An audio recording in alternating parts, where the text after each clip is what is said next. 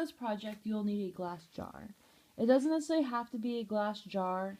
It could be a vase, it could be a cup, it could be a bowl. As long as it's clear, definitely looks best with glow-in-the-dark paint on it. I got this one from AC Moore for $1, and I like that price, and especially since it's cute and I can actually open it up too. So it'll look cool if I actually add something into it while it's glowing. There's all different types of things that you can do.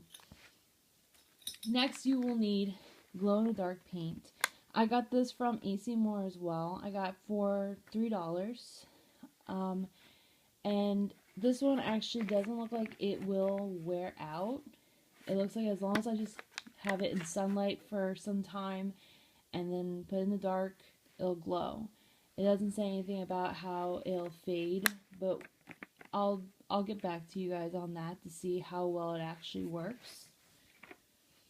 You're also going to need a paintbrush or paintbrushes. If you're like me and you own 1,000 paintbrushes but you can only find one, that's fine.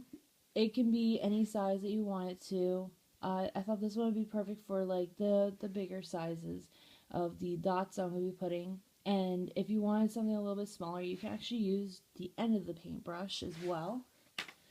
And of course, because we're using paints, you're going to want to use some kind of protection on the surface of where you're going to be working, because paint loves to drip and spill everywhere. So when you're first working with the glow-in-the-dark paint, you'll notice that there's going to be a part where it's clear on top and then all the color is on the bottom. You can kind of see it a little bit more on the side where it's separated. So you actually want to just stir it. Don't just leave it like sitting on the top like that. You want to actually make sure it's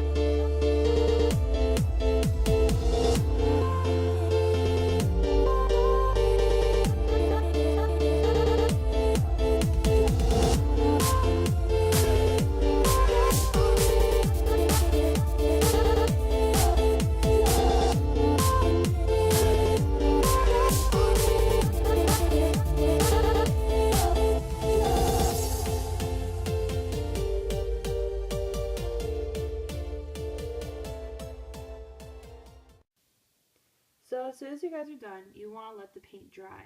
If you're impatient like me, you can let it dry in a very well lit area, so that way while it's drying, it's absorbing the light, and that's the part that's going to actually make it glow.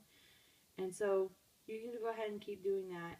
And when it's dry, then you can just turn off the lights and look at your piece. If you're not happy with how it looks, you can add more paint to it later and just keep adding layers to make the glow heavier. If it glows too heavily, then you can always wash off the paint. It takes a little bit more work, but warm water and anything that's like a tool that you can use to scrape off the paint will work. And other than that, it's a very simple tutorial, and yeah, that's it.